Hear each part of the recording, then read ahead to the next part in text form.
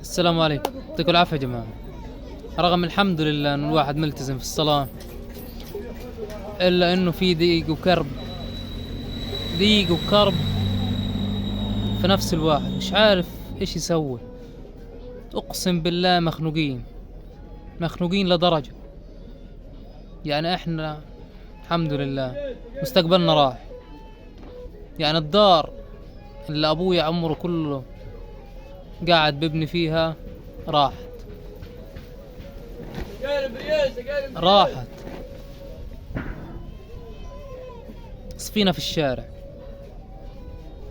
الحين احنا فعليا في الشارع.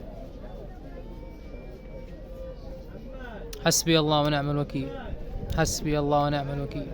تشردنا وتبهدلنا وتدمرنا ومش عارفين ايش نسوي. لا حول ولا قوة الا بالله.